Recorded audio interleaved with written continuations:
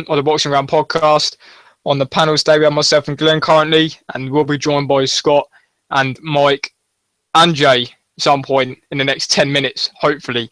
Got quite a bit to get through, but obviously we're going to start with the fight this weekend, which is Wladimir Klitschko defending his world heavyweight titles against British fighter Tyson Fury over in Germany, Dusseldorf at the Esprit Arena. I think it's 18th defence that Wladimir Klitschko is going to be making of his titles, and Tyson Fury is looking to dethrone Wladimir Klitschko at that title and start a new era.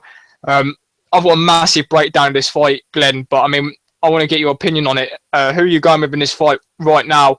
Who do you think is going to win it, and how do you think they're going to win it? Oh, it's tough to predict. I think certainly Klitschko's the favourite, and rightly so. I certainly think he will win. Possibly on points, I think, but like we were saying before, Fury thinks he can win this, and a lot of people are completely writing him off. He's huge, he's a lot younger. Like we were saying, Chisora, I know he's not a great yardstick, but his jab was great against him. He switched to orthodox and southpaw regularly, and he systematically broke him down. He was patient. So I do give Fury a chance, although, like everyone else, you've got to fancy Klitschko to win it. I'm quite interested in this fight. Probably the most I've been interested in the fight all year, and I can't understand why. It's probably because of the fact that Fury's so entertaining. I've watched Klitschko's fight live for the last few years. Haye, Povetkin, Pulev, Jennings, and he's been reigning, for over a decade since beating Chris Bird in 2006. Manny Stewart. Obviously developed a style for Wladimir that's worked for him after losing a few stoppages to Corey Sanders, Lamont Brewster. That should be the fighters, I think I'm right. And Fury said something interesting in the build-up to this fight, and that's in one of the presses. He said he's not paying attention to any of the losses that Klitschko's had because he isn't the same fighter as he was then, which is true because everybody over the past few years have been touted as potentially the one to dethrone Klitschko or beat him. Like Haye, he was probably the last guy, which was quite hyped to beat Klitschko. And obviously, Povetkin and Pulev all had reasons, obviously their amateur pedigree, and but they obviously got nowhere near beating him. I know the Povetkin fight, and I know we said this before we come live, was an absolute travesty of a fight, probably one of the most boring fights in history to watch. So Tyson Fury is definitely a fresh challenge and stylistically a new challenge, which is going to be interesting to see how Wladimir deals with it, I think. And, I've got so much to say about this fight, but, I'm so looking forward to it. I don't know who's going to... I think Fury has to put it on Klitschko from the get-go, from the first bell. He has to go in there. He knows he has to rip the titles off him to win because, eventually when Wladimir does adjust, it's hard to, it's hard to work around that. Yeah, it will be a good fight, and I agree with you. He's definitely got, I heard John Frotch on the radio the other day saying, kind of joking that he's got to get in and rough him up and sneak a headbutt in early doors and, get him riled. He's right. I mean, you can't jab someone who's sitting on your chest, which is what he likes to do. I think the left hook from Klitschko is a big threat that he needs to stay away from, but I think it is. I think, to be honest, like you say, I think the excitement's elevated for this fight for the fact it's heavyweights. It's been a long time since there's been an interesting heavyweight fight on offer with so much at stake. All those belts on the line, two massive boxers, both got high percentages of wins inside the distance. It's definitely an exciting fight. And going back to when you said before, Fury saying that he's a different fighter now. Great point. I can't remember who it was that said it, but on the Klitschko film, they said he doesn't make the same mistake twice. He learns from his mistakes and he never makes them again. And he's very disciplined and very cool, calm, collective. Definitely really interesting fight.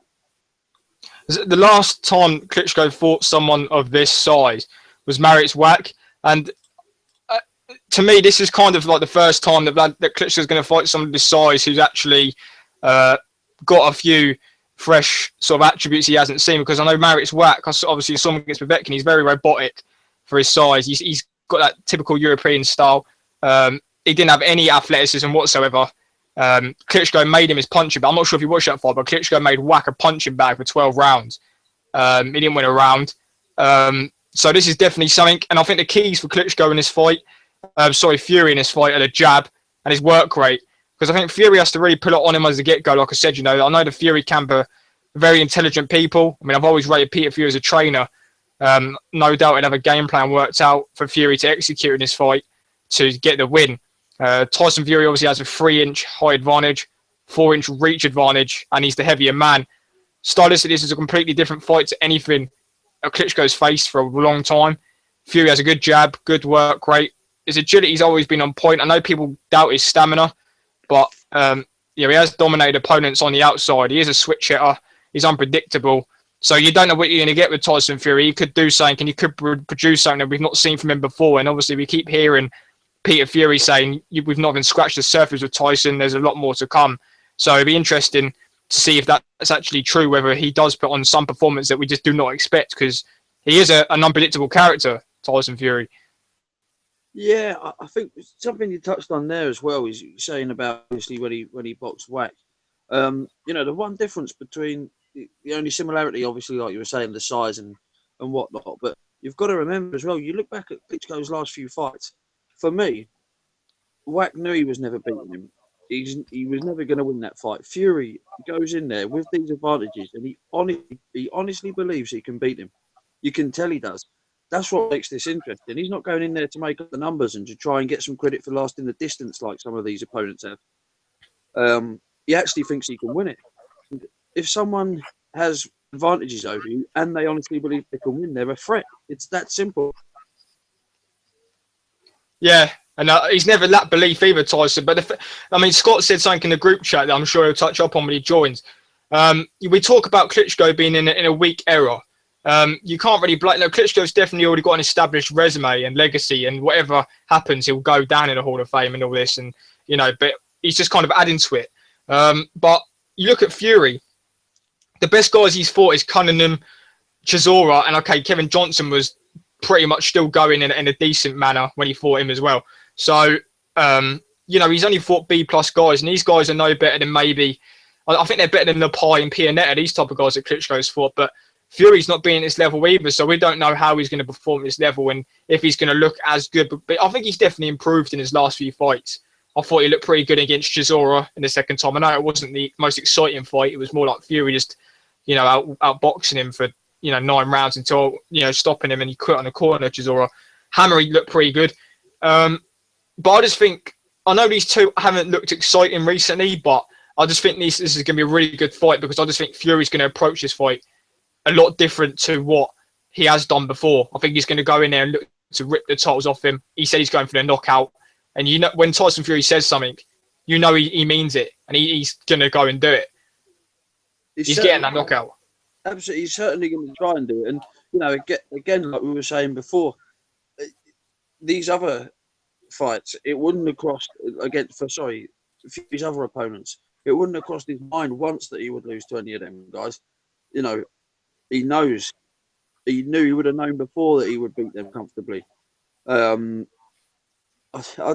is an interesting fight. He'll be far more prepared, and he'll be in much better. I think he looks in good shape, and it's it is a step up in class. But I think he's also stepped up his game in terms of the training camp, and it's an exciting fight. I think Fury's a very different animal to the one that people disliked as a fighter. I mean, the amount of part-time fans, which I have no problem with at all, that this fight will attract a lot of them, but they're all posting videos of Tyson Fury punching himself in the face and making a laugh and a joke of him, but they're trying to make out that Klitschko's a hero, and he did exactly the same thing against Jennings. It gets swept under the carpet. I think what I'm saying is I think Fury's being made out to be a bit of a pantomime villain. All he's trying to do is get under his skin and gain an advantage before the fight starts. I was just about to ask you that, actually. I mean, do you think, because Tyson Fury's obviously he's betrayed the villain role pretty good, but do you think he really is a villain? I mean, I've never seen him as a villain. He talks a lot, but he has a lot of common sense behind what he says, and he knows his boxing. He has a lot of intelligence behind what he says, and when he says something, you believe him. So, you know, I know a lot of people who are picking Fury in this fight and believe he's going to win because they've made him believe it, if you know what I'm trying to say. Yeah, oh, look, he's here. Mad Dog, Scott McIntyre. What's happening, boys?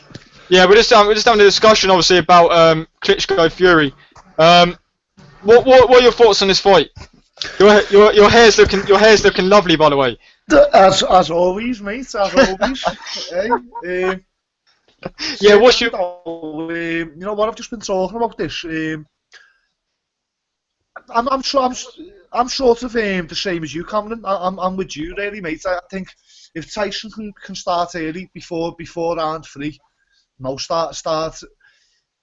I want him to take Klitschko's range away. I know Tyson's the bigger guy in that, but Klitschko's better at range. You know, he's a very, very high level amateur. His main weapons is 1-2, and he's very good at using it. He lands them shots. So for me, I want Tyson to get on top of him. I think Tyson works well inside. Klitschko has got zero inside game. He can't do it. He just clinches up. He can't fight inside. If he's going to be able to hold Fury, I don't think he can. I see Fury stopping him late. I really do. I think Fury's going to stop him around 9-10. I think he's going to break Klitschko's heart. We've seen it before when things aren't going his way. He seems to go. You know, we've seen it with the Corey Sanders fight, the Brewer fight. He goes down too easy. He only catches a light shot and he's down. So. Yeah, I just see Fury. I see Fury doing it. I think it's the right time. I think Klitschko's declining. I think Fury's on top of his game. I just think it's the right time for Fury to do it. If he's not going to do it now, he's never going to do it. And if Fury's not going to do it, Deontay Wilder's not going to beat Klitschko. No, we were saying that actually, and obviously I was saying that before you join, that Fury has to go in there from the get-go, stand as a thought in the fight, dictate the pace, stick the jab, double it up and take Klitschko somewhere he hasn't been before, and just take Klitschko off his rhythm, because it's when Klitschko gets in the rhythm and has control of the fight that he really adapts and he just dominates from that point. Yeah, well said. As soon as he gets comfortable, as soon as he gets into a rhythm, that's my old thing. He can't let Klitschko get into a rhythm. He needs to cut it. He needs to, like I say, inside's the best thing for me for Fury. You know, it's sound a bit mad because he's the taller guy. Some people might think he wants to keep Klitschko outside. I completely disagree. I think Klitschko is going to win on the outside all day just because of his amateur pedigree, and he's been around so long and he's done it for that long. I just think Fury's got to get inside and work him. As you say, once Klitschko gets comfortable, he just seems to turn into a Mayweather-esque fighter. Then you can't touch him. You can't land nothing on him, and he makes it look so easy. Okay, it might be boring to watch, but it's very effective. Glenn, I know we spoke about this in the group chat, and I know you said you didn't think Jennings is any good. Really, I know he didn't get close to win the fight, although he wasn't anywhere near and winning the fight. He did show using his athletic skill and attributes. He made Klitschko work a little bit more than he really is used to, and he did have some success. He did win a few rounds. So obviously, if Fury can make him think a bit more, and for me, once you get Klitschko off his rhythm, you're going to be able to take your chances more. Sorry, mate, you broke up at the end there. Yeah, I don't know. I know it sounds harsh, but I didn't think Jennings did himself much justice against Klitschko. I think Fury's a completely different animal to Jennings, though. I think he's playing Christmas music at this time of year. Who's playing that? Who's playing the Christmas songs? Oh, my missus downstairs. Can you hear that? Yeah, we can. Yeah. You bitch, turn that shit off. Yeah, fucking hell, mate. I do think this is a very different fight to Jennings. I didn't give Jennings much credit in that fight, but he did show that you can land punches on Klitschko, that it can be done. Oh dear. So, yeah, we'll see. I certainly, like I said before, I certainly think this is a lot closer than the last few people have come. I think this will be a really good fight, really good competitive fight. Scott, Klitschko's pretty much everything a heavyweight boxer should be. I mean, he's a prototype. His attack begins with a sharp spear and jab. They used to control the distance of the fight and set up his huge right hands and powerful hooks. He doesn't waste much, if any, effort, and is an exceptional technician. A lot of people I've been hearing saying they think Klitschko's probably got a lot more. He's definitely more. They think he's better in every aspect than Tyson Fury, but then again, that doesn't always mean you're going to win the fight because Tyson Fury's got a lot of heart. I know heart doesn't win, but Tyson Fury, for me, is an underrated boxer. Yeah, I agree with you, mate. I think it's easy to say that because, you know, Klitschko's been in with, you know, he's been in with high-level fighters. He's been there for a long time as well. But, you know, give Fury a chance. You know, get the lads, you know, a lot of other fighters would have wanted, you know, I don't know, fights to prepare them for Klitschko. You know, Fury hasn't had that. He hasn't had nobody like Klitschko. And he doesn't give a shit neither. He just, the way he sees it, you're either going to win a fight or you're not. You know, it's as simple as that. And, you know, I've got to like that. You know, I've got to kind of agree with that. I think sometimes you're either going to win or you're not. It doesn't matter what game plan you come up with, what tactics you come up with. You've just got to beat that guy. But I see what you're saying. Okay, Klitschko's got a little bit better than Fury and everything, but that, like I've just said, the big thing he hasn't got nowhere near as much as Fury has is inside. When have you ever seen Wladimir Klitschko try and say it inside? I've never ever seen it, not once in my life. As soon as you get and inside, I think, okay, maybe once, and I think he got his ass knocked out when he done it. Exactly, yeah. He doesn't know what to do. He just grabs you and holds you. He's not going to be able to grab and hold on to a guy. Like, come on, if you see when they're facing off, if you see there's a bigger size difference to what people are realising. Fury's an absolute lump. You know, he's a big guy, and he ain't no Marius Wach. Marius Wach, okay, he's a big guy, but he's very limited in what he can do. Fury can southpaw. He can, you know, he's basically a switch hitter if you want. He can fight inside. He can fight outside. Okay, he gets caught with daft shots. That's my only worry about this fight is if Fury lets a daft shot through, but. If he can stay composed, okay, people might give him stick over it, but like in the Chisora fight, I think Fury wins easy. I thought that was a brilliant performance. People like to go, well, he could have got him out, but Derek Chisora's a dangerous guy, and let's have it right. I don't think he landed a single glove on Fury in that fight.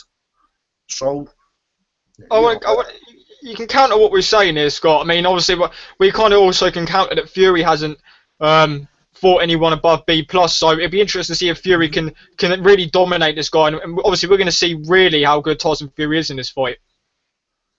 Yeah, that's the question, isn't it? Can Fury step it up? Can he raise his game?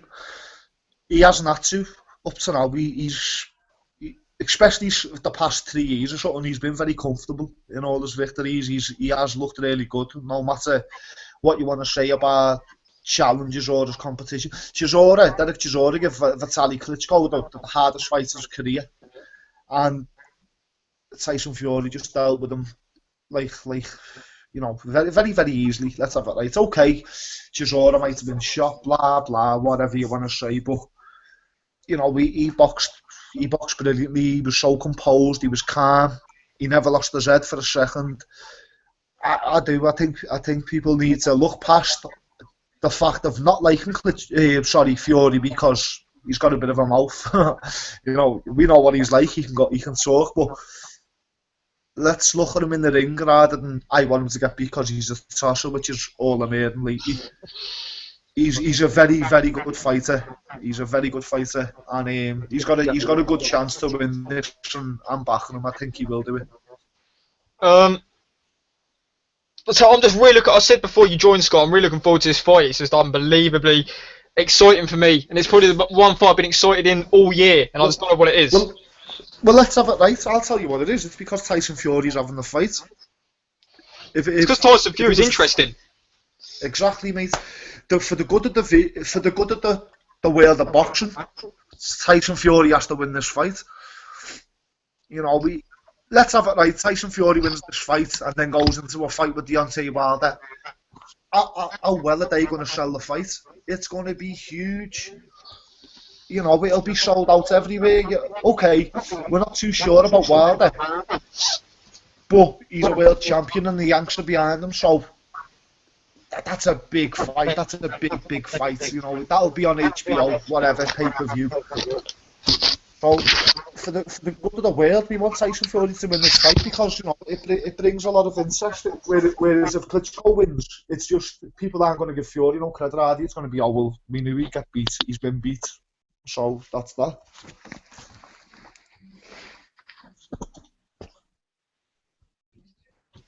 Sorry guys, my mic was on mute there.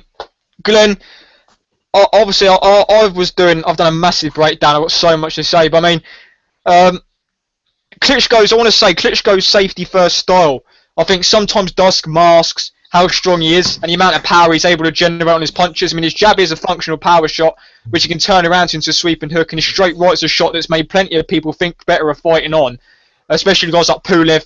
I mean, Klitschko's got tremendous lateral movement, and I think, you know, people say he's robotic, but he's very good on his feet. He's got very fast punches, and he's drastically improved his defense and conditioning after a couple of stoppage losses. So, do you think that Klitschko's, this robotic term that people give Wladimir, is maybe blown out of proportion? Because I think his lateral movement and his hand speed is very good. Oh, mate, you know, look at his record. 64-3. That's exceptional, regardless of who you're boxing. He's clearly talented. It's just not everyone's. It's just not everyone's top of thing. He does finish pretty well.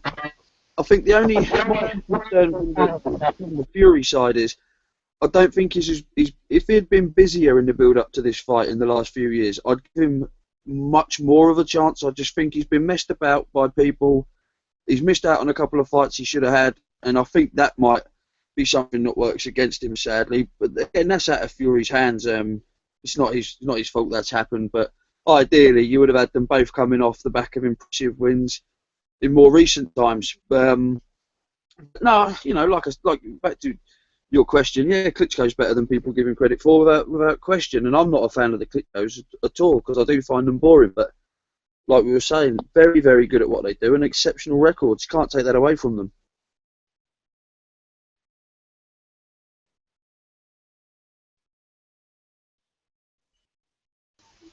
Scott, I think you're on mute, mate. Scott, I don't know why. Did you mute your mic? Yeah, sorry, mate. Yeah, sorry. Yeah. Yeah, I was just going to say. Yeah. I like Vasyl though. I think Vasyl was fucking brilliant.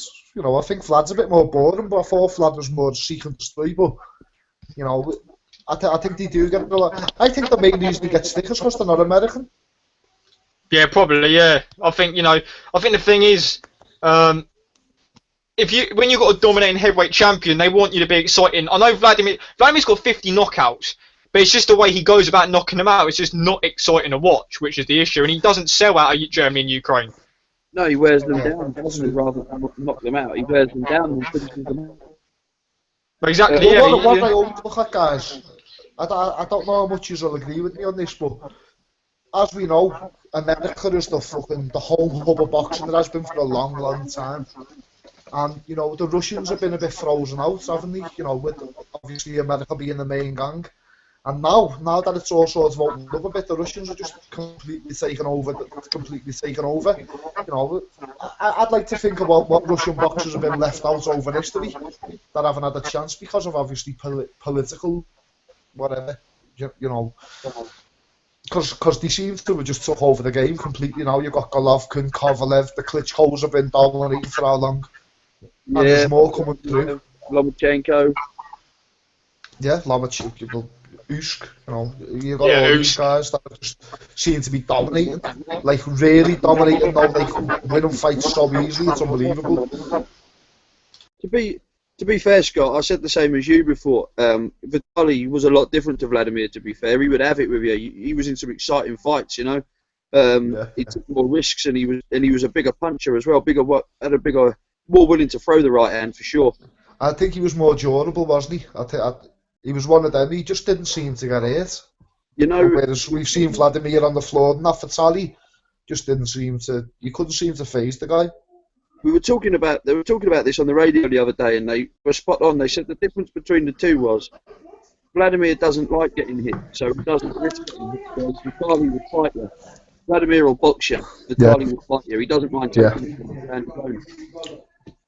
Yeah, I'd agree with that. Actually, I'd agree 100% with that. Well, I've just invited Mike to the call. He's trying to get in. Yeah, okay. Let's kind of say, this is what I'm going to say. Fury, for me, has to use that jab. He has to have a fast start and double up with the jab, keep using his jab and not be intimidated on the outside. Obviously, due to Klitschko's power in every show, including his jab, remain defensively aware at medium range, use your size, out-muscle Wladimir because he's used to doing that to other opponents, wear him down, find some room to work on the inside. It's easier said than done because of how experienced and, like I said, technically sound Wladimir is. So we can't just, it's easy for us to say and do that, Yeah, of course, but at the same time, there's never been nobody with the attributes to be able to do that to him. So we've never been able to say, we couldn't say David A jabbing back to the ropes. So David A can't jab. Let's go back to the ropes. He's too small. This is the first time we've been able to say that, and have confidence in the guy that's doing it that he can be able to do that. For me, all Fury has to do is double that jab up, push him back to the ropes. He's out of range when he's throwing that long jab. Klitschko can't counter that as long as he's effective with that jab. He can push him back and lean on him and beat him up inside on the ropes. Fury's good inside. You've seen that with the likes of Klitschko and with the likes of Chisora and Johnson. He's very, very good inside. His inside game's very underrated. Whereas again, Klitschko has got zero. He's got no inside game whatsoever.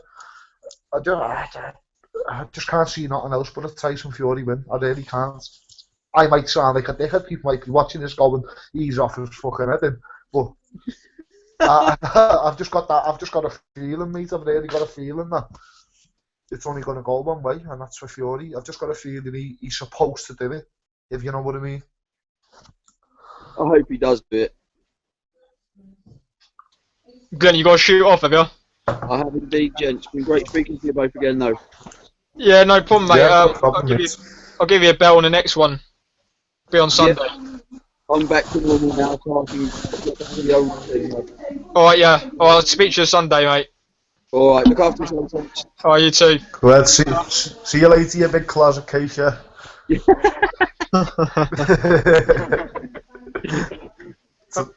See you after, mate. See you, mate. Yeah, so on to this. Klitschko, like I said, keys for Fury to win this fight: the jab, the work rate. I think Fury really has to. I think Fury will put it on him from the get-go. He knows what he has to do. He knows he's going to have to rip them belts off Klitschko if he's going to walk out of that ring with the belts.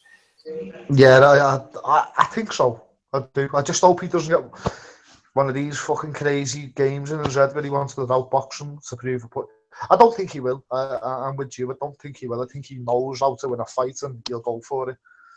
So I can't wait. I can't wait. It's been a long time since I've been so excited over an heavyweight fight, but I'm really looking forward to this one. And I do expect the belt to come back to England. I really do.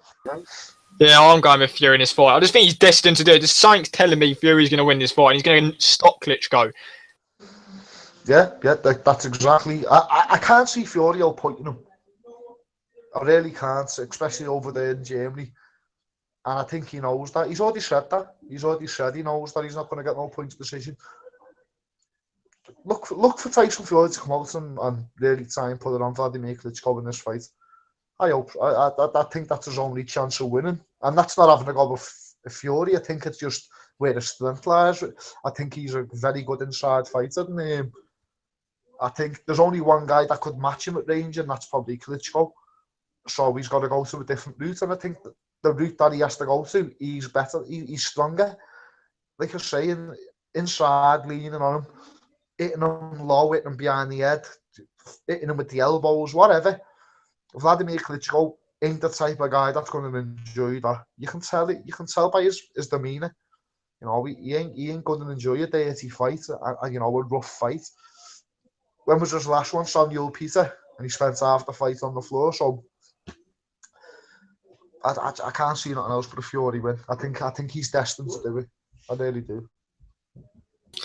Got a question here from someone on my Facebook. If Fury beats Klitschko and say he hypothetically retires, like he says, would he be a Hall of Famer just for that win over Klitschko and ending his career on it?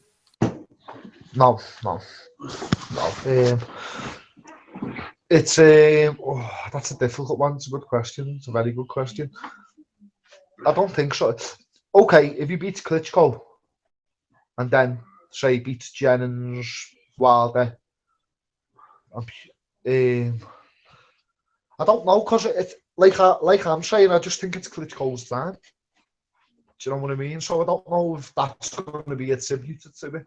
I don't think he can claim Hall of Fame after, like, what's he had, about 20 odd fights, 25 fights or something.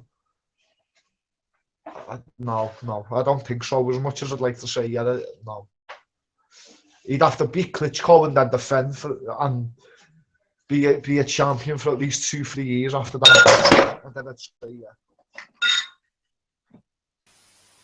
Yeah, I agree. I don't think he will. I think he's just saying that type of fight. If he wins this fight, he's going to go after Wilder, isn't he? Yeah, well, yeah, we were speaking about this earlier on, before the show, wasn't we? And I think that's a absolutely massive fight. I think that reignites boxing everywhere, because they're both of them so good talkers, aren't they? And they'll actually speak to each other before the fight and say, "Come on, let's turn this shit up." And the build-up alone will be phenomenal. It'll be like nothing. It'll be like to Muhammad Ali. I'm not saying that they're in the skill level of Muhammad Ali, but the entertainment value, outside the ring, the two of them are right up there. It'd be brilliant to watch the build-up to that fight, and I think the fight itself would be very exciting. Right, yeah, I'm just going to add Mike to this, so bear with me a minute. Mike. Andre Ward's manager.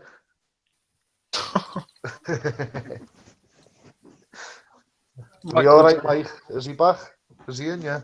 Mike.112i. No, I'm just adding him.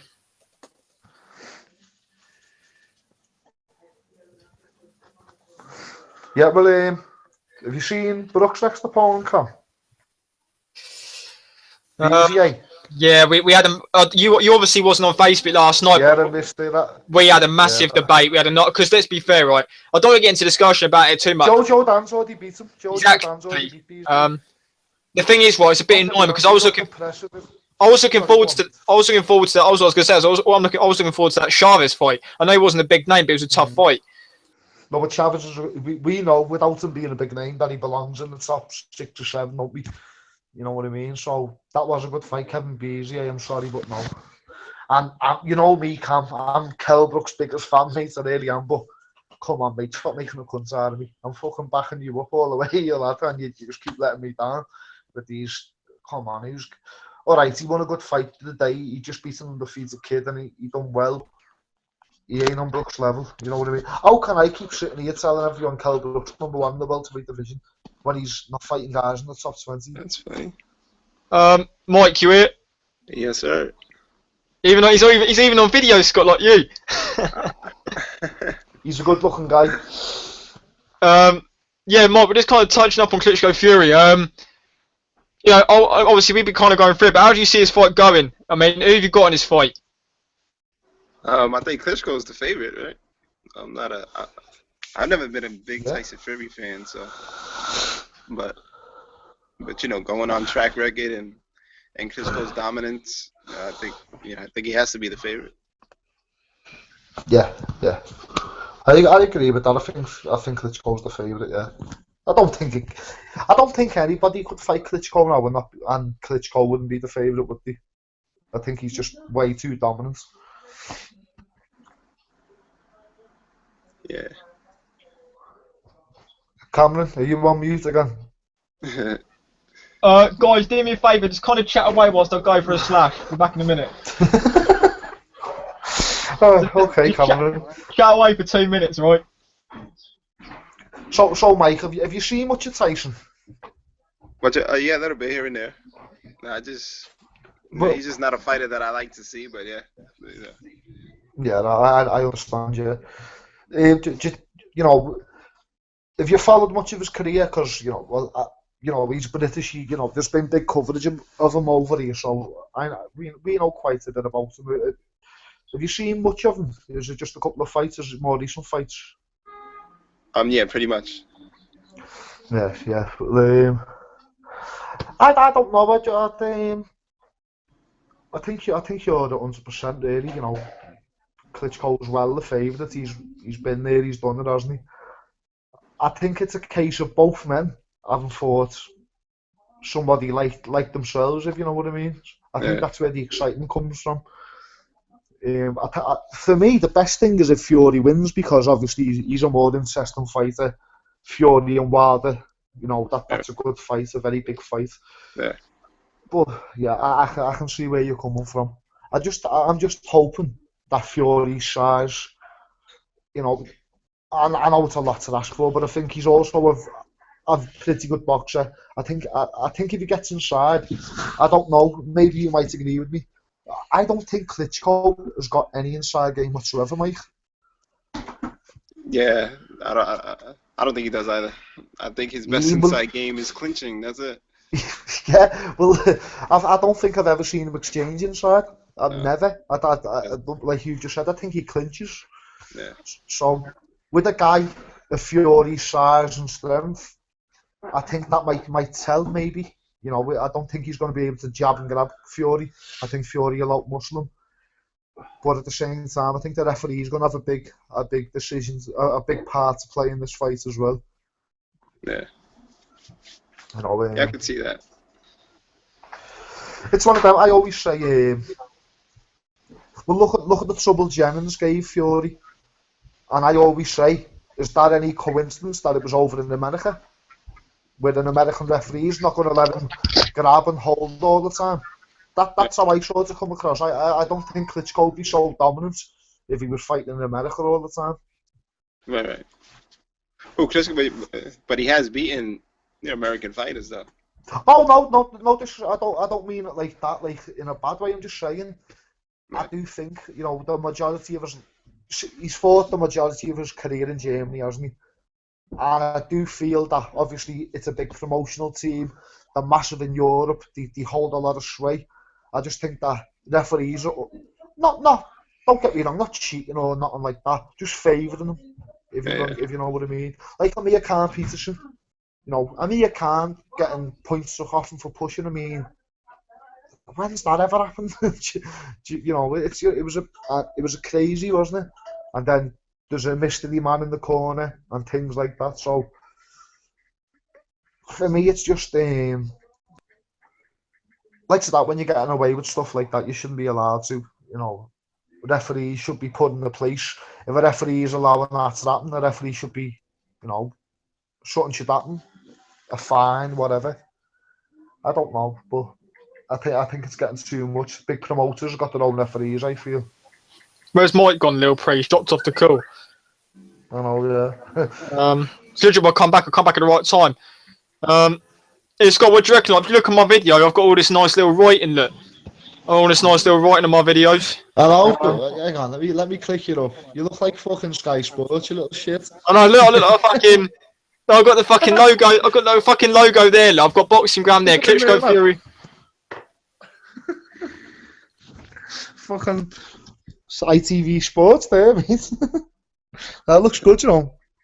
Looks good. Like it. So we are. Mike, you back in? Oh yeah, my fault. I got a call and it just took me out. Oh yeah. Yeah. So what we were discussing beforehand. What were you two discussing before I went to Lou? Just saying how much of a little shit, you know. Well, you're not wrong there, are you? Really? No, we were just honestly, we were just talking about you know, how we think it'll go down. Mike just believes Klitschko's he's a better fighter. And he's got more tools, which is very, very agreeable. Do you not give Fury a chance, Mike? Yeah, he has a chance, of course, but but I think Klitschko's the favorite. So if I was just gonna have to pick, if you were gonna force me to pick, I'm gonna pick Klitschko based on his skill and experience and his dominance for the past couple of years. But yeah, he does have a chance. I was saying before, Mike. Klitschko's safety first style sometimes masks how strong he is. The amount of power he's able to generate on his punches. I mean, his jab's a functional power shot. It's a slag ball. I mean, Klitschko's got tremendous power. He's just not very. He just doesn't knock people out in exciting fashion, and no one wants to see him fight because no one's really interested outside of Germany because he's just not exciting to watch. Right. You know, you know what? Sorry, Cam. No, I was pretty much finished, mate. Go on. Yeah, no, for me, you know, it's okay. He's not very exciting, but the guy's got like 52 KOs and 60 fights. I agree with what you're saying. He's not exciting up until the knockout kind of thing, but you know, Floyd Mayweather. You know, I love Mayweather. I think Mayweather's a fucking brilliant fighter. I'm talking. You want to give stick. You know, people want to give that. I honestly believe it's just the guy's nationality. He's took over the fucking division, and you know, the British, the Americans, and all. We're not happy about it because our guys were always at the top, and you know, I think, you know, a lot of the money comes from support, from fan support. I don't know if you agree with that, but that's how I feel. Right. And the biggest fan support is over in America, where you know, hardcore boxing fans, and you know, America's got the best boxing fans. I believe. I think they know a lot better shit. Most of the guys I see going to the boxing fights here are just because their mates fighting or something like that. They don't care about the fight. But I think that's what damages Klitschko. You know, he just hasn't got that base. He hasn't got that fan following. It's only in Germany, which it's not a big place compared to the rest of the world. I think that's what harms him. And I think what Camden's saying is right. For us, you know, we don't like to see 1-2 step back, 1-2 eventually nomination fight. And you know, we like to see, you know, skill, finesse, not jab grab. Okay, Klitschko's fantastic. He's a brilliant fighter. He's proven it. His record says so. But we don't enjoy watching it, do we, guys? No, I think if Klitschko had more American heavyweights to fight, he will fight them. But there isn't. You know, there's only Deontay Wilder and you know whatever. So, but again, Klitschko's going to be just as good. The best of Klitschko is going to come out when you put a good heavyweight in front of him for it to come out. So just it's kind of like a Rigondeaux, you know, this past weekend fighting this guy. You know, okay, Rigondeaux beat him every round. But this guy, he wasn't good enough to bring anything out of, you know, Rigondeaux. There was no reason for Rigondeaux, you know, to do anything more than what he had to because, you know, just the guy wasn't good enough to bring it out of him. You know, it's one of them. He wants to sell the fight. Skilled as Donaire, you know, he fought great. You know, it was a good fight to watch because, you know, Donaire was at that level. Yeah, but Scott, I mean, I was going to ask you. You look like you were fascinating over Mike when you was talking to them, mate. The way you had your hand on the face. I think he brought up a lot of good points there, to be fair, Mike. You know, Rigo there, I think his performance against Donaire was basically the same as what he's just done the other night.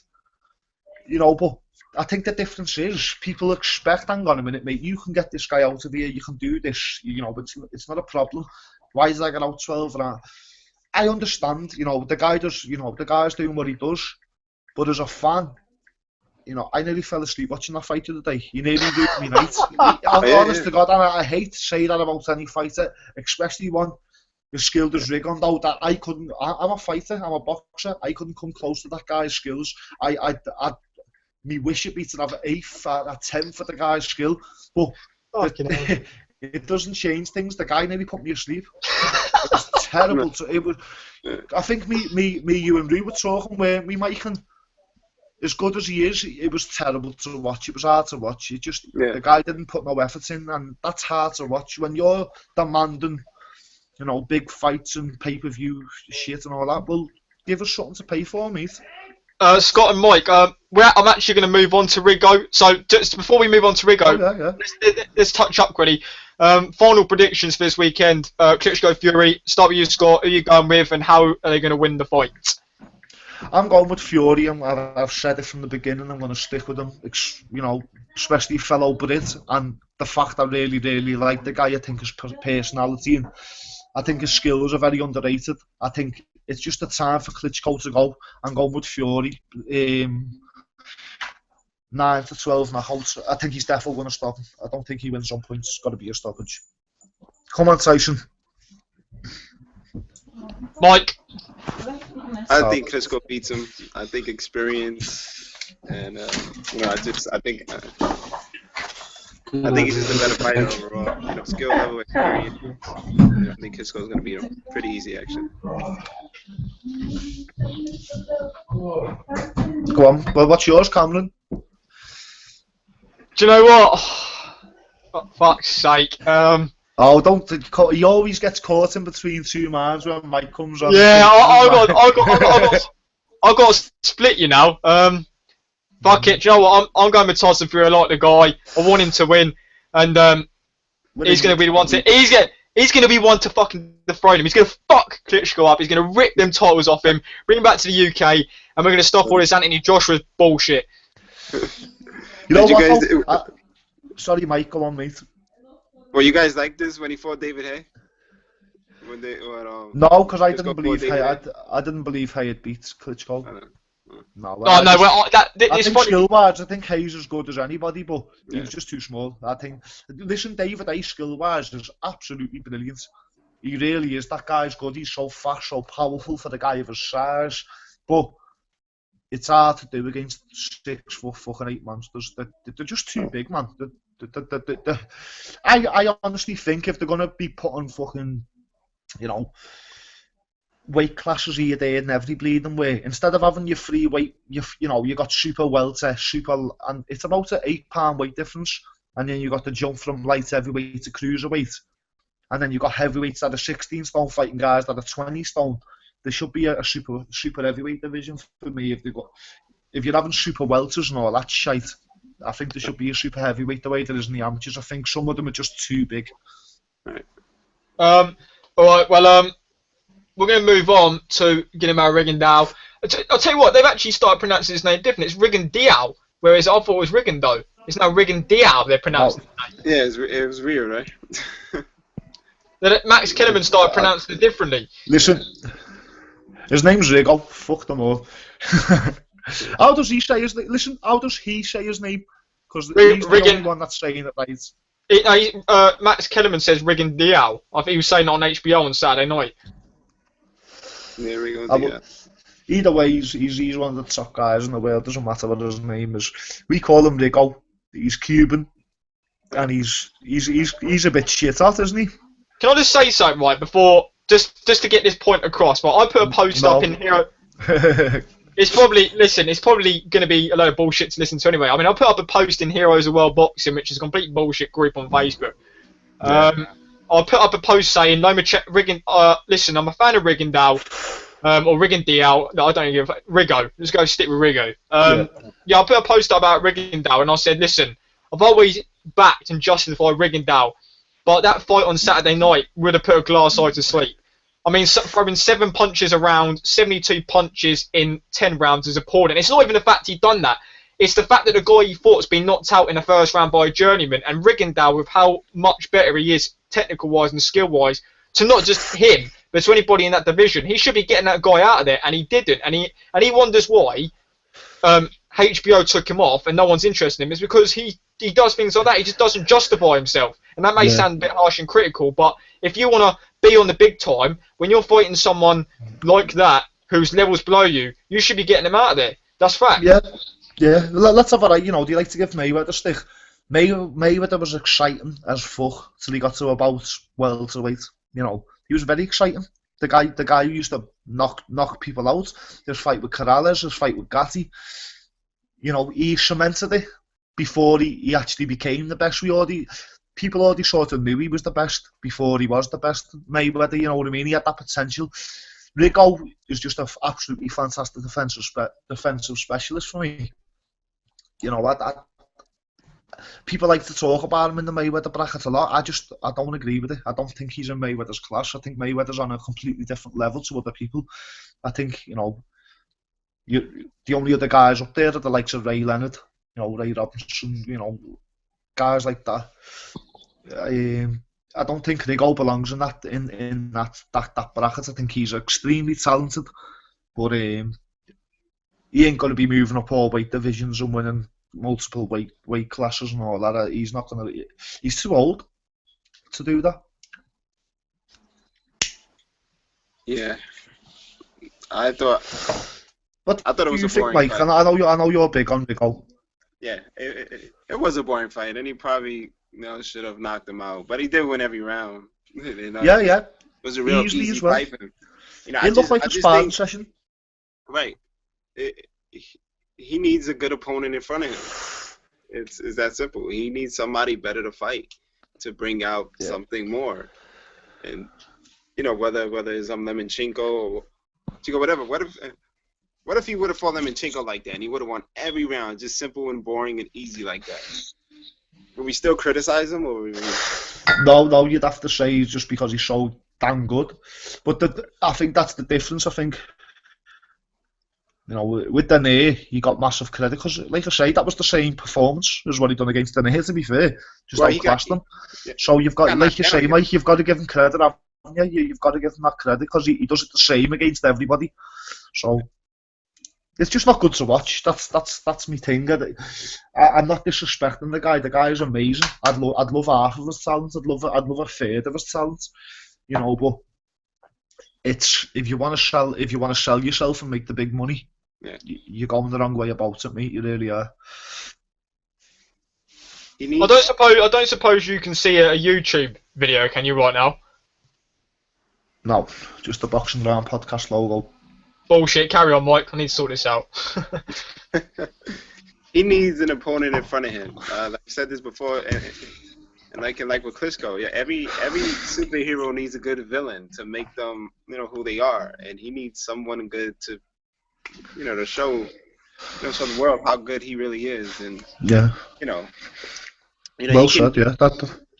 He can fight like this, but if he's doing it against big name fighters, we want to watch it. And even if he dominates them like this, and it's, whatever, it's just he's that good, But he needs a big name fighter in front of him. Look at Hopkins fought Trinidad. Hopkins was a boring fighter. And then he fights somebody good like Trinidad, and he knocks him out. And he actually, he looked absolutely superb in that fight. To be fair. So I'd give that as Hopkins' best performance ever. To be honest with you, I thought that was he mustard in that fight, and he was a big underdog. I think people forget. I can see where you're coming from, to be fair, because let's be fair, like Rigondeaux's had one big win against Nita Donaire, and it was as easy as the last fight, wasn't it, Con? Exactly, like Rigondeaux seems to be like this fighter that needs a challenge to get the best out of him, but that shouldn't really justify him underperforming against a bad opposition, I don't think. Right. Yeah. The Donaire fight was better than this fight. I mean, he got knocked down in the Donaire fight, and the Donaire fight was Nonito was coming forward and he was getting hit with some hard shots and he was throwing at Nonito. Every time Rigondeaux would get hit, he would come back with something else. Yeah, he was like you say. I think Mike's probably right. The better the opponent, the better he fights. But I want to see them better as opponents. That's all. Hopefully the quick Frampton winner will step up and grow a set of balls and face him. Let's have it right. When whoever wins that fight is going to claim to be the best in the division. Yeah, of course. Of course. There's already a best in the division, though, isn't there? Well, exactly. I mean, that's what I was about to say. I mean, I want to say this, and obviously, I want you guys to kind of touch up on it after. I mean, obviously, you look at Rigondeaux, and a lot of people say he's boring. Who's that got? Scott, you got music on in the background? Yeah, sorry, mate. I'm just muting. Just going to the toilet. I want you guys to kind of say on this, but I mean, obviously, Rigondeaux, he gets called boring, he gets booed in the crowd, and obviously, when you're throwing 7 punches around and 72 punches in a fight, you're going to get booed. I mean, there is difference between boxing and generally boring the life out of everybody. But Rigondeaux has fought every fight at his pace, and even in the Donaire fight, I personally felt Donaire had the wrong game plan, really, going into that fight. I mean, why he planted his feet and decided to throw bombs against an incredible counter-puncher beats me. But, maybe he knew he wasn't going to outbox Rigo, but for someone like Lomachenko, he puts the pressure on his opponents. He does seem to take some time off in the rounds. Some people think Rigondeaux is just a counter-puncher, but he does turn the tempo up when he wants to in fights. We saw that in the Tion Kennedy fight. He become very offensive. And if you sit back and leave him alone, Rigondeaux, he will pounce and hurt you. He can punch. He does have heavy hands and seems to be a type of fighter who needs to be pushed to get the best of his ability out of him. So maybe it's going to take like a Lomachenko or someone like that to kind of bring the best out of Rigondeaux, where fans are like, wow, you know, sort of performance. Yeah, well, I remember he fought Willie Casey over in Ireland, and he just blew him out in the round. He absolutely demolished him, and I just wonder where that's gone, because he can do it. He really can. Like Cameron's just said, he's got heavy hands. You can see when he lands his shots, how clean and how fast, and people move back. I do think if he wants to, he can just put it on people and get them out of there if he wanted to. But it's just not as it's just not you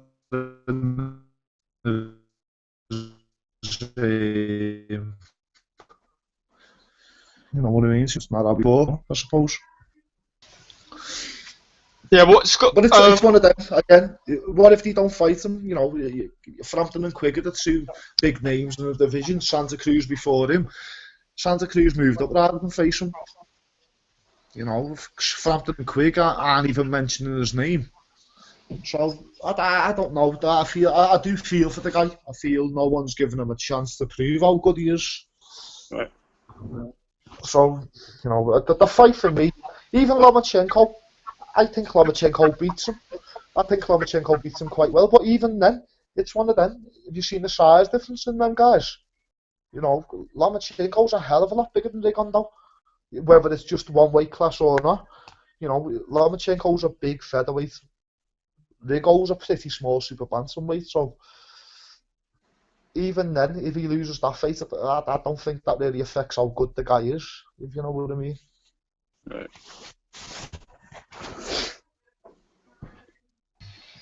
Mike, you know.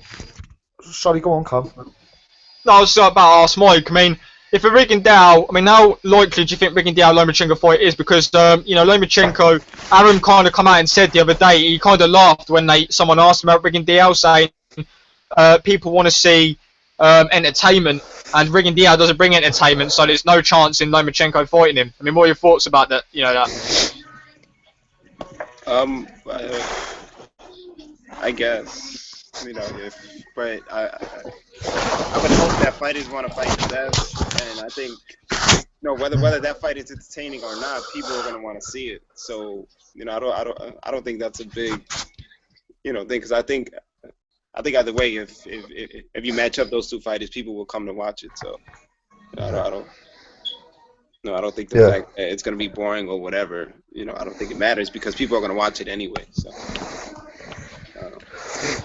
Yeah, I've got to agree with Mike 100%. I think, you know, that the resume, not just from the amateurs alone, shows that fight. You know what I mean? That's a massive fight for me. I think that's a really big fight. Don't give a shit what Bob Adams says. Fucking, you know, I don't think it's a boring fight. I don't think it can be. I think they're both too good. Lomachenko's going to pressure. That's how he fights. You know, he isn't going to get caught with a little 1-2 or something off Rigo and decide, oh, I'm not giving it a go now, I'm just going to stand outside here and get beat up. He'll find something new to do. You know, he's that good. And Rigo the same. That fight will be entertaining. I don't care. It has to be. You know, people, you know, didn't like the Mayweather Pacquiao fight. I did. I thought just showed how good Mayweather was. Right. I thought he just looked amazing, and it just, for me, it was a pleasure to watch such a great fighter do that against another great fighter. So yeah, I agree with Mike. I think that fight shows, regardless of what fucking Bob Adams says. Do you think Rue said the other day that he thinks that fight's pay-per-view? I completely disagreed. What are your thoughts on that? No, it's not pay-per-view. No, it's not. Have to be on the undercard of a pay-per-view fight. I think it sells big on a normal HBO. Yeah. It does good viewing ratings if you're not paying for it. Yeah, it does good viewing. But no, it's not a. Unfortunately, the lighter weight classes just ain't got that pull. That's just the way it is, unfortunately. They're probably more talented than the guys. Well, they are. Rigondeaux and Lomachenko are more talented than the guys in the weight above them, but someone said the other. Well, obviously, I'm a big. Everyone knows I'm big on Lomachenko.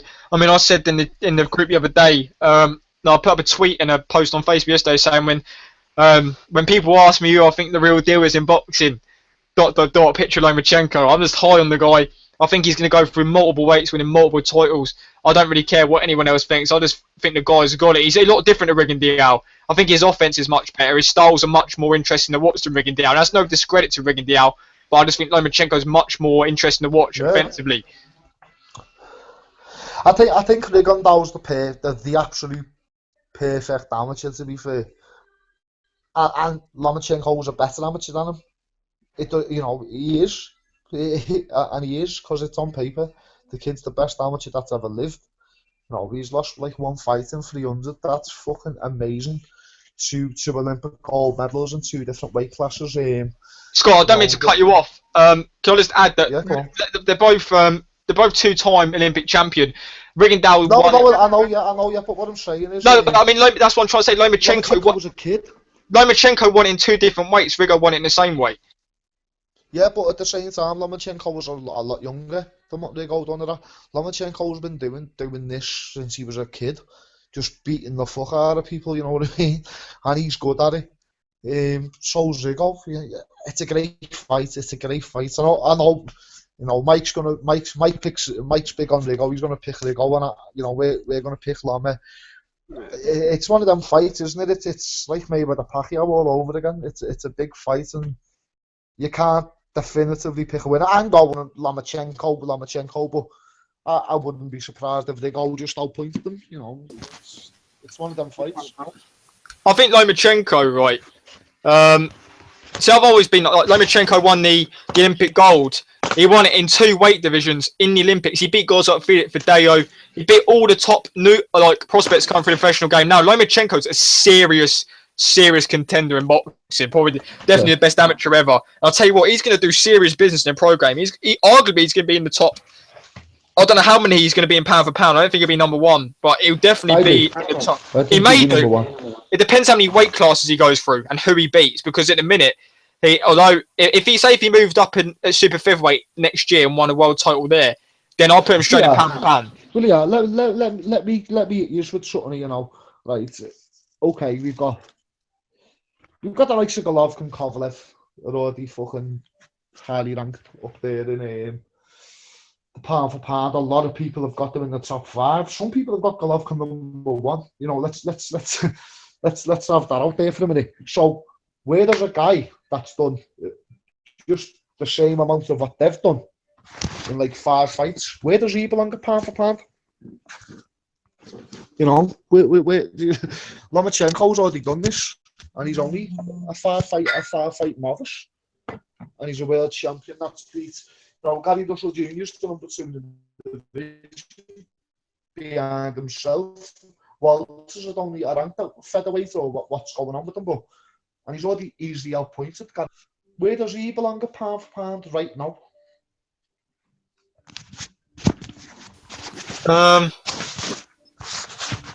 Yeah, I can understand why you say that.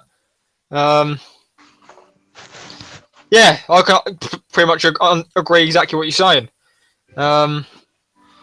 It is though, isn't it? Because he hasn't got the bigger name, I don't know what it is, but he's both basically the same. A hell of a lot less fights needed to be built up. People are giving Golovkin stick because he hasn't fought great fights and stayed away, but Gary Russell Jr. is a world champion. Lomachenko fought his first fight and completely outpointed easily. So, come on. Yeah, I'm just trying to get Mike back in the calls. He's dropped out again. Just called him back in. But I'll tell you what, there's so many. I want to finish on David Haye. So I'm just trying to get him back in for it. Because I want to get his thoughts on David Haye. Yeah. So it's a good shout, that, mate, yeah. Who's the guy who's fighting Cameron? Do you know anything about him? Because I don't.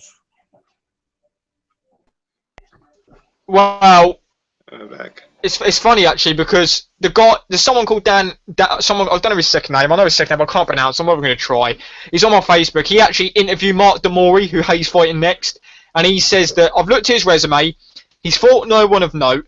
He's 30-1. But what's interesting about Mark Demori, who Haye's fighting, is Mark Demori trained in his dad's gym, and he actually had his wife in the corner of his fights for a while. Wow. So this guy's done it the hard way. And he's obviously got a big payday, and obviously Dan's kind of telling me, saying, listen, this guy's got the breakout payday, he deserves it, he's gone up the hard way.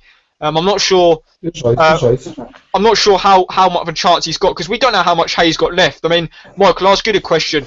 I'll ask you what you thought about Haye as a fighter when he actually wasn't his pinnacle first, and then obviously tell me what you think about a comeback at this stage. As a cruiserweight. Cruiserweight always heavyweight run, but I'll touch up on it after. But Mike, give me your thoughts on this. I like the Haye. I picked Haye to beat Klitschko. Actually, I thought he was good. For him to come back, I think I've actually been waiting for him to come back. So I'm excited to see it. I think he should do well. I mean, he is talented, and he's not old, so.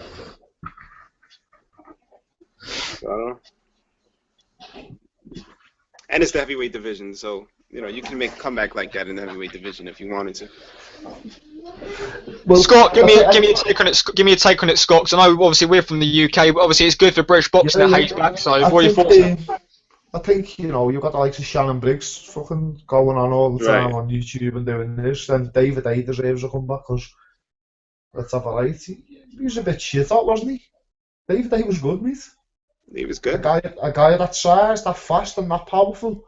Yeah. One of the, let's have it right. Since Evander Holyfield, probably the best cruiserweight ever. Right. I'd probably say that. I'd probably say Holyfield and Haye best cruiserweight of all time. And then he stepped up. I think David Haye's really good. I just think he was when it comes to the giants like Klitschko, probably even Fury, I just think he's too small. I really do. I think he can make a good impact because he's exciting. It's something that the heavyweight division necessarily hasn't got. He's very exciting. He brings power. He brings speed. I'd like Haye to come back. I hope he does. He probably wins this fight in good fashion. Move on to another fight, maybe Pulev, something like that. I don't know. Yeah, I like it. I want you guys to kind of hear me out on this, because I said this to Glenn and he said, yeah, I completely agree with you. Obviously, I've been a big fan of Haye. Obviously, I want to say this right. I thought Haye's pinnacle. I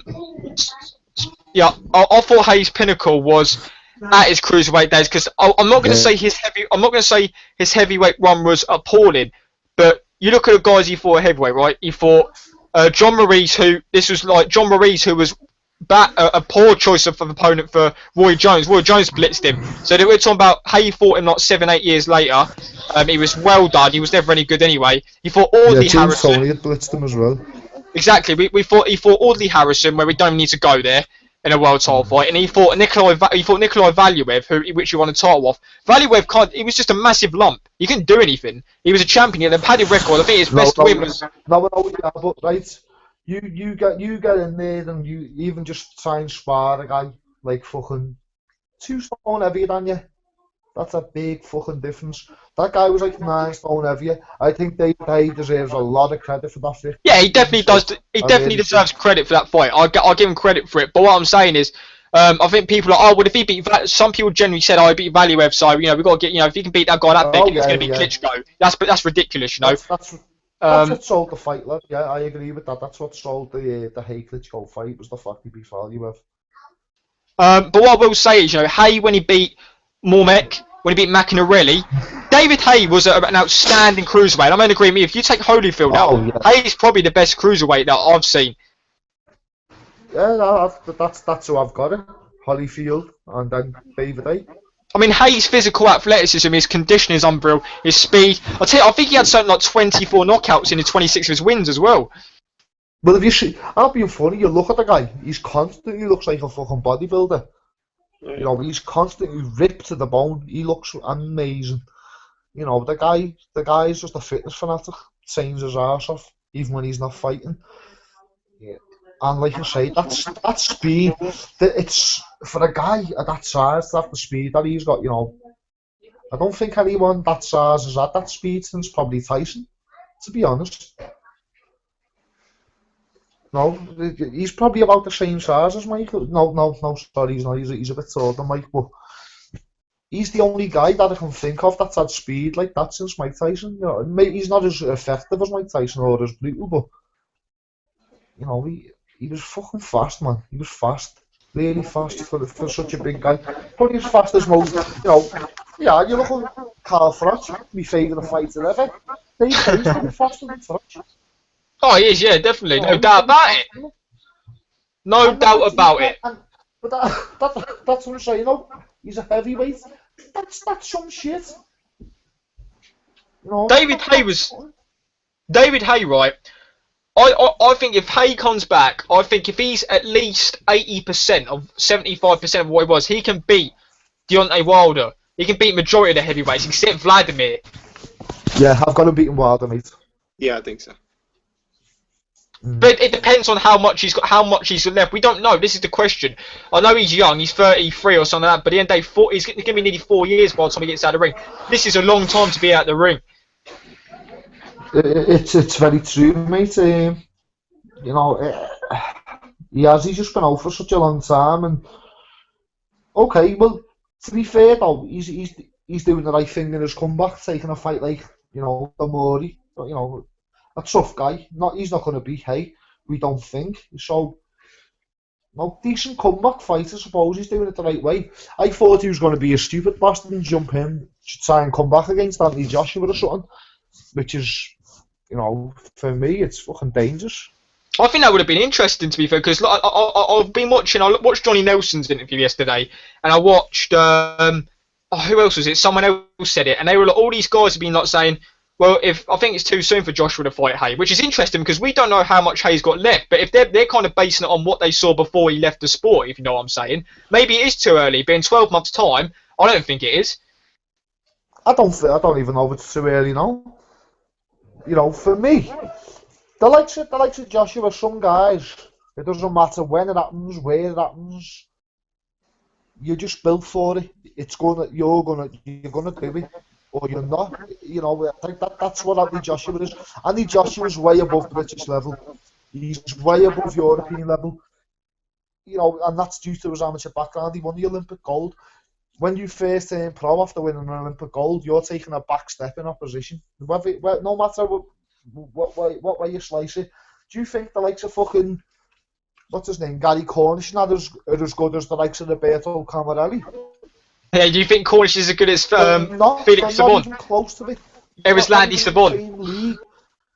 Yeah, that's the guys Joshua was already beat to win that Olympic gold. You know, you are taking a step back when you first turn pro as a high level amateur, and that's why he's making it look so easy, because he belongs at a higher level. Unless your name's Vasyl Lomachenko, of course.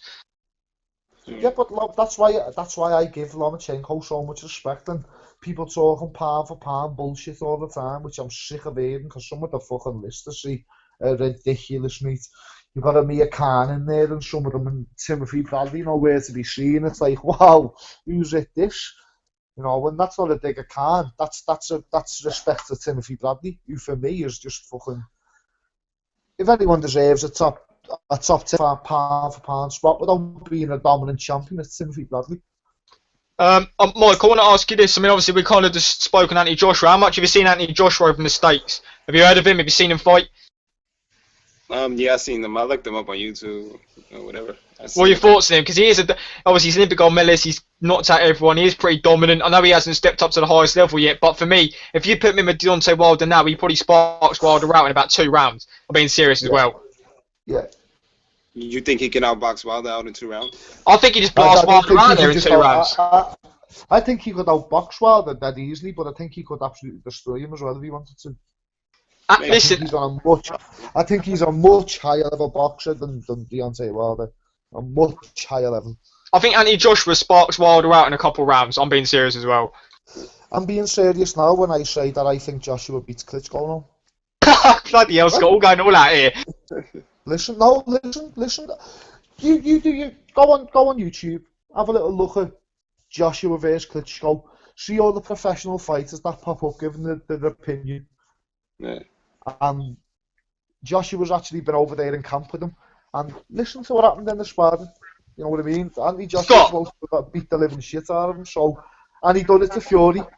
Tyson Fury even says, I've seen while that. he was still an amateur, Anthony Joshua beat the living shit out of him. That guy's special. Scott, do you think Klitschko will still be around by the time Joshua's looking for a world title when that fight happen? No, because Fury's going to take him out of the equation.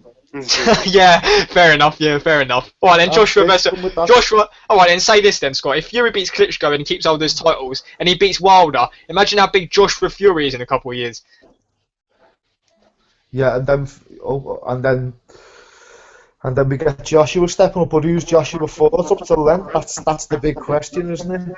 And then Tyson Fury ends the hype train that is Anthony Joshua. You think Tyson Fury can beat Wilder, sir? Oh yeah, definitely, 100%, 100%. I think Wilder's a fucking the biggest hype job in boxing. You know, you want to talk about Golovkin and things like that. Who the Canelo meets Deontay Wilder's awful. He's a hard puncher though. He's a hard puncher, and he beat. Beat Stavern. Stavern is a really good fighter.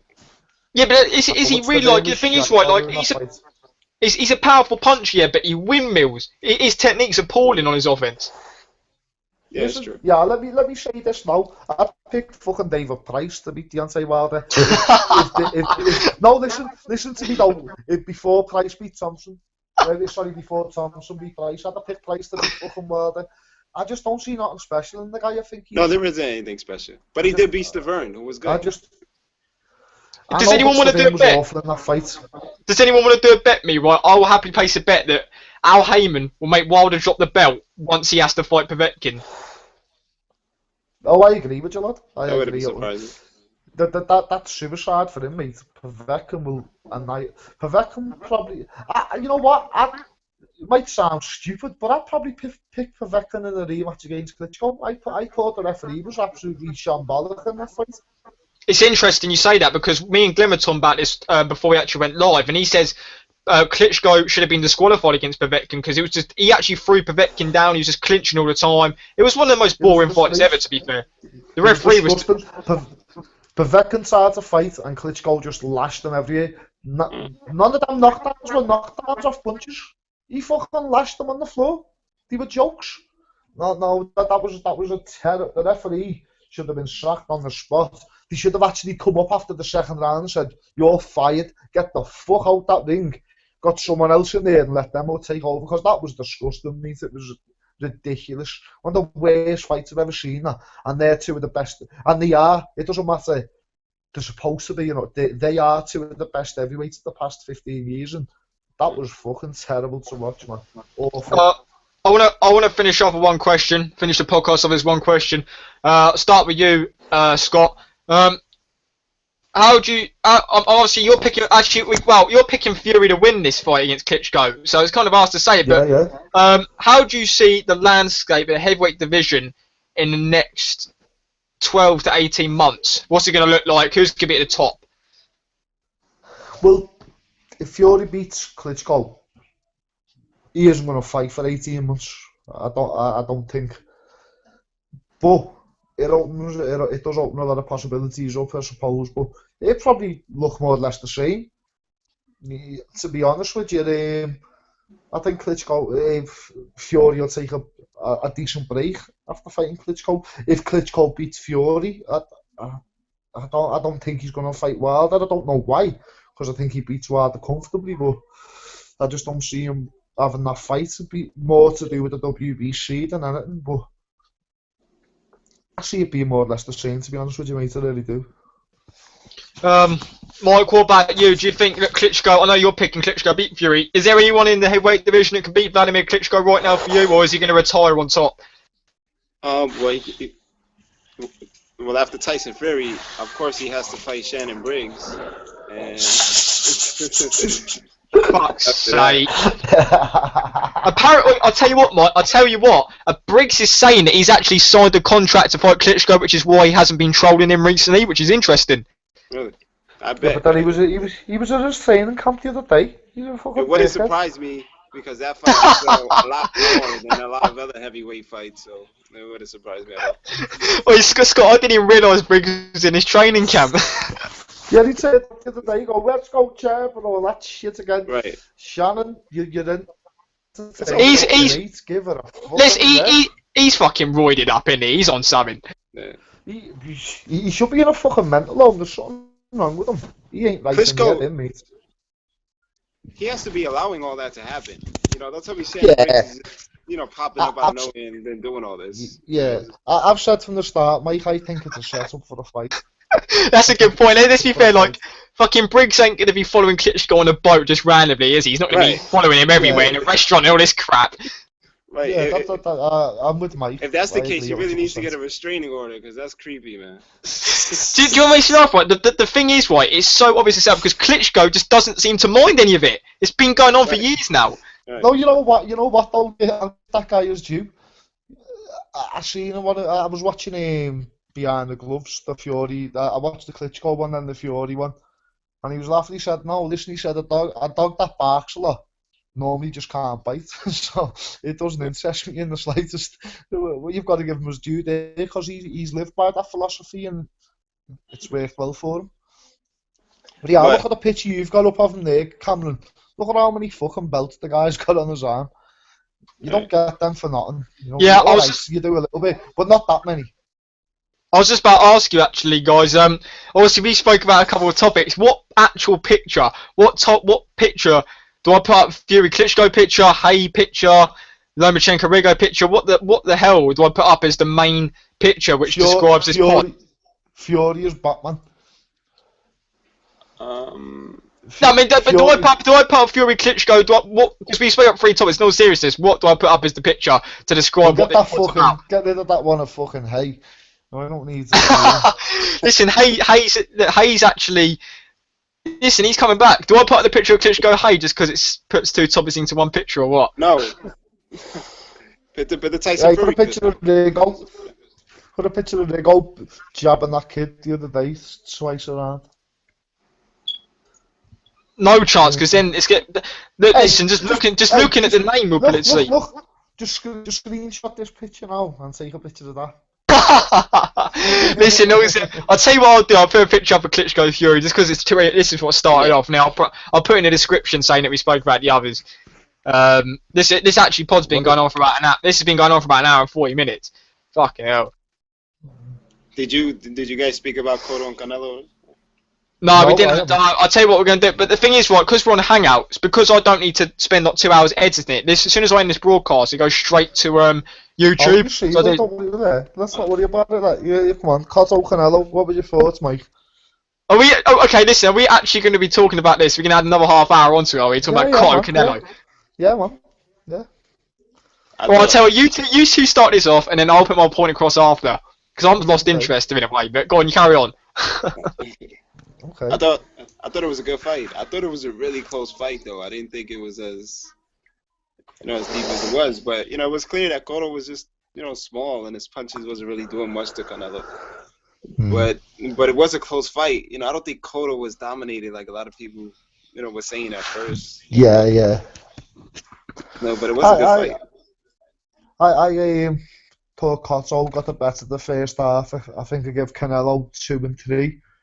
But then after that, I thought Canelo just took over the fight. His power was troubling Cotto a lot more than Cotto was troubling him, as Mike says. I thought Canelo looked good in that fight. People were giving him stick about his cement feet and that and all that. And he boxed well. He took his time. He was patient. He picked his shots. So, like I say, he took over the fight.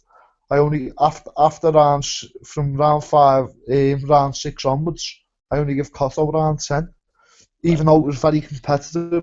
I only had Canelo by 2 rounds.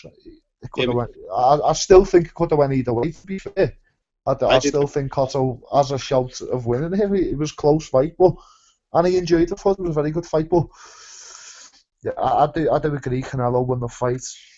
No way he won it by the scorecards. That were announced. They were disgusting scorecards. I've never heard nothing like it, but Canelo was the deserved winner, and I think it was the right thing for boxing. To be fair, Canelo will face the better fighters, whereas Cotto seems to. I hate to say because he's one of my favourite fighters of all time, you know, but he seems to be pissing about a little bit now, doesn't he? Fuck off, Cameron. Team Butte? That's fun. Well, that's another one, you know, we've got... What do you think about Canelo Golovkin, Mike? Cool. Oh, Canelo Golovkin. Well, I do. I don't think that fight's gonna happen next. I know that, but. Well, that's what I thought. That's what I meant. Do you think that'll happen? No, I don't. Because I've happen at all. Well, I've seen that lawyer's come out before the fight, hasn't he, and said he's taking Canelo back down. I just don't see why. I don't see what's there for him. I see Golden Boy putting together a Canelo Lemieux fight before I see Canelo Golovkin fight. I'd agree with that though.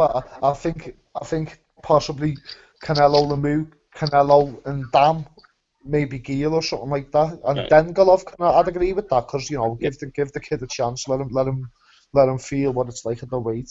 Absolutely loving. No, Cameron, you look terrible. Well, yeah, Team Butte. You sleep in that shirt? Team Butte's going to be literally more or less killed, isn't he? Can I just say to all who likes my Frotch and Groves picture in the background as well? Can I just say to all viewers, Team Butte t-shirts now on sale on our site, $9.99, made by me. Team Butte is going to fucking do a job on James DeGale. If you look like that, you can stick your $9.99 up your ass. That's a terrible fucking t-shirt, Cameron. I did it with permanent markers, mate, green and black. What about Arthur Abraham? You saw that is he fight? Irish?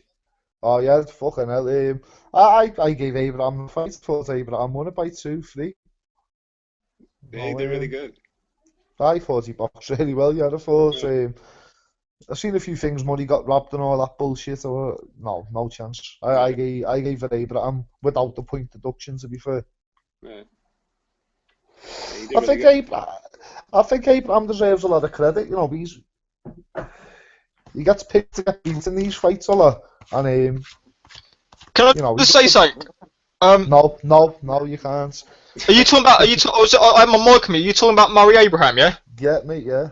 Right, I'm gonna tell you something, right? Although Martin Murray's been unlucky in the past, his style is just not gonna win you a fight abroad. He doesn't do enough in the fights. He didn't do enough against Abraham for me. He did enough to beat Stern Martinez, but well, I thought he did anyway. Abraham outboxed him a little bit. I thought Abraham won that fight. Yeah, Abraham won that fight. He was much more experienced. Let's be fair, Abraham, the only fighter in the division that's going to beat after Abraham is probably James DeGale. That's it for me. Maybe Badu Jack. Maybe, but James DeGale's the best in the division. Badu Jack keeps getting underestimated, and the guy keeps doing the business. Yeah, I just more and more, to be honest with you. I just think James DeGale's the best in the division now. Ward's moved up. That's why I say that. Yeah, I do myself. But I think Badu Jack's a fucking very close second, mate. I think he, you know, he's got to get some credit. He's beat two guys that he's been picked to get beat pretty easily against people that weren't giving him a chance against Darrell. Yeah. No one gave him a chance against Groves, and he won the fight fucking pretty easily in both accounts. He won them pretty dominantly. I think he deserves a bit of credit.